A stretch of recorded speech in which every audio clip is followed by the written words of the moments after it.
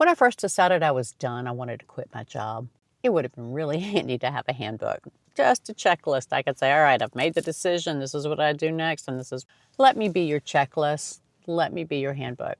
And in this video, I'm going to tell you some of the things that I would never have thought to put on that daggum checklist that I'm experiencing and that a lot of you out there have as well. Grab a cup of coffee, get a notepad, take some notes. Let's get into it. Surprised me. There is an emotional shift, and it's not the one you expect when you decide you're going to start planning your exit. I thought I was going to be elated.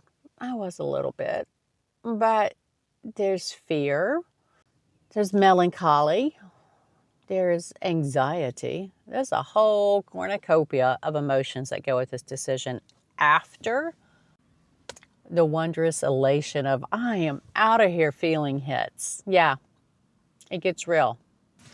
I haven't actually set the final date. I have a target in the future that I'm working toward.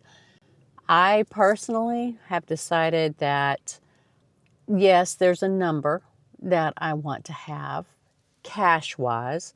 My retirement funds, I don't intend to touch those for as long as I cannot touch them.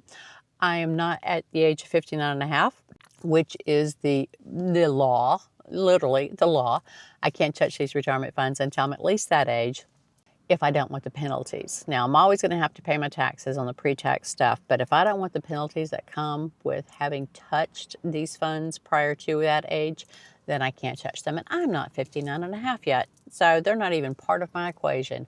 What my equation is the amount of money I need today, what my retirement budget's going to look like, and I'm currently living on my retirement budget because I want to road test it, make sure I didn't forget anything.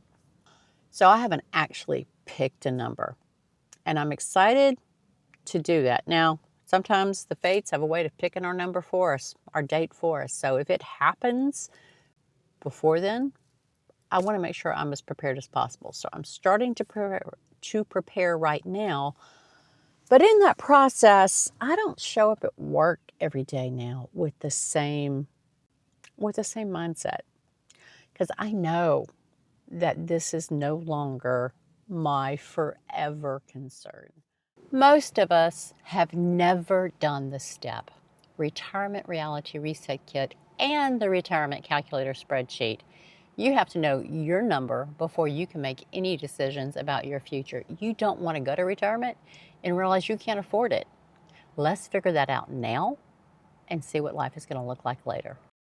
I've tried to adopt, and it's working out well, the mindset of a consultant, that I'm basically invited into this office every day to do a specific job and then also observe. And if asked, and there's a key right there, if asked, I will venture my opinion on something. Hey, Jen, we're looking at changing this work process this way. What are your thoughts? Then and only then, if it benefits me, do I give that opinion. Otherwise, unless there's something illegal, immoral, or dangerous about their change, I let them do it. I have mentored many of folk on the team. Throughout our careers, most of us have had younger hires come in and we were asked to train them, etc. And they kind of look to you as the old salty, crusty one that's been around, can help show them the ropes, etc. I have a few of those on this particular team, and I am excited to say that they are doing a great job. But I don't intervene. I don't offer opinions. I am as hands-off now as I can possibly be for several reasons. One, originally, when they started cutting, let's say, the proverbial apron strings, it hurt a little bit.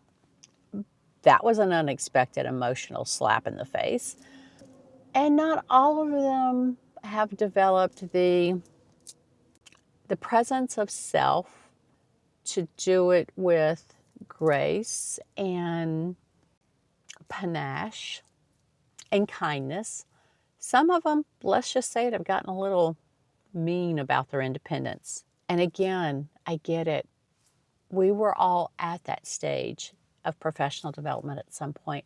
I wish them the best, but I choose not to coach or to mentor them, whether it's in how they execute their job duties or how they handle themselves. It's not my monkey, it's not my circus anymore. And I'll probably say that phrase until the day I die. It is no longer my concern. So some of the emotional shift I'm experiencing is the awareness that I am not the go-to person anymore. And now I'm choosing that more than having it thrust upon me. I am not necessarily a coach or a mentor. I now lead by 100% example. Period. End of story.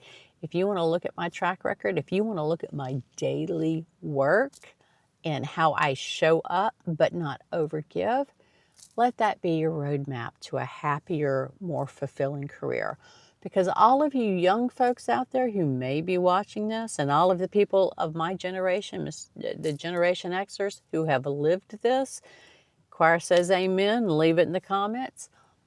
I am also making certain for this last duration of time, whatever it may be, I am giving the company 100% that they pay me to do. I agreed to do a job for them. I am showing up. I am doing that job. Period. End of story. All the other time, it's mine. I'm taking my lunch breaks. I am.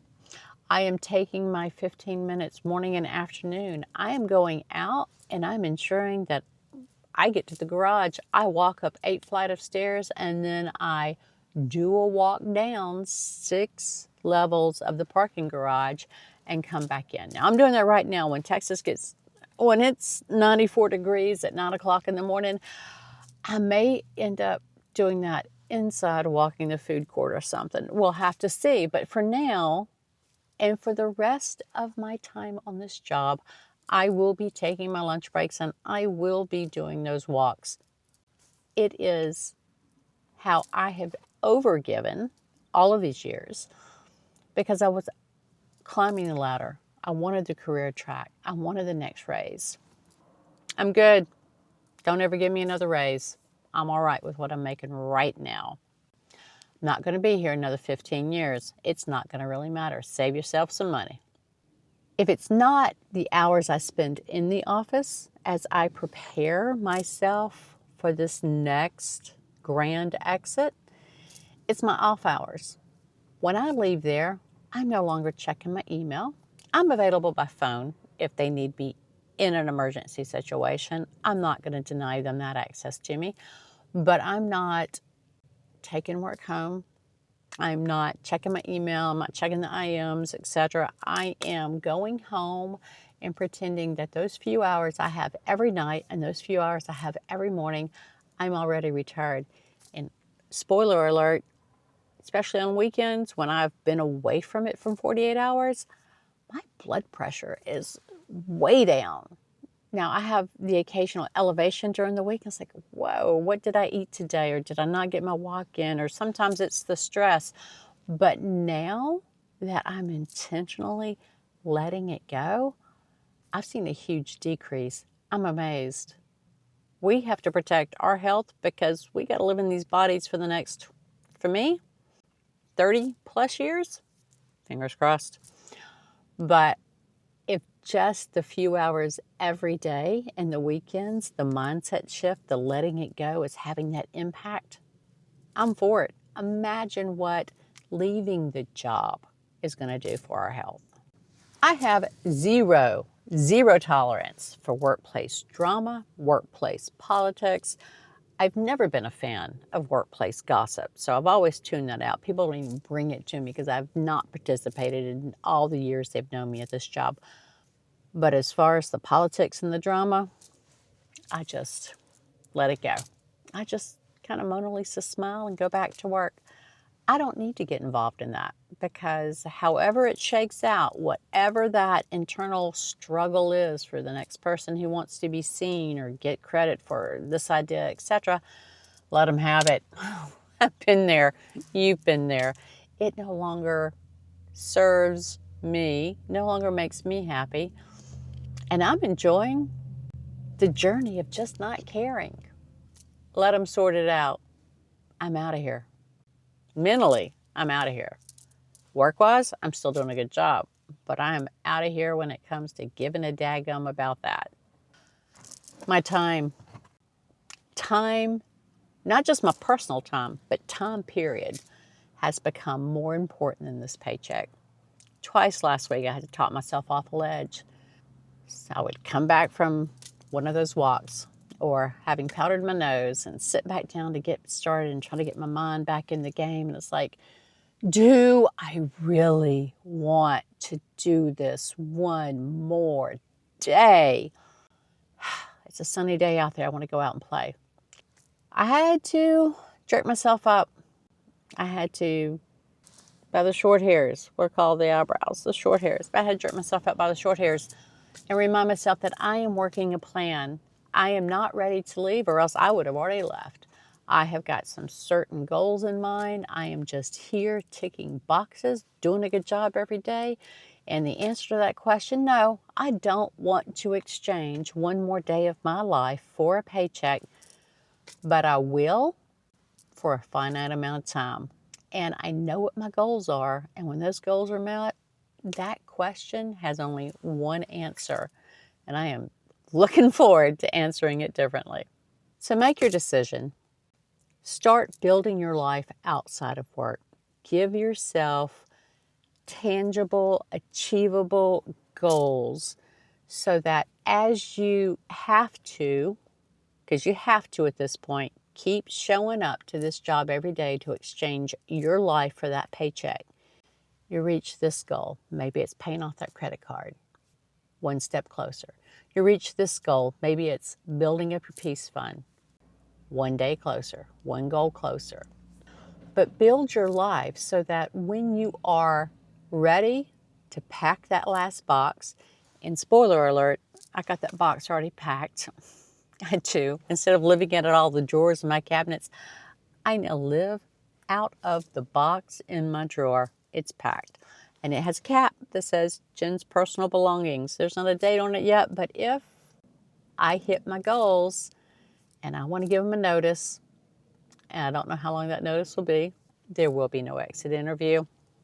I've got my box ready to go.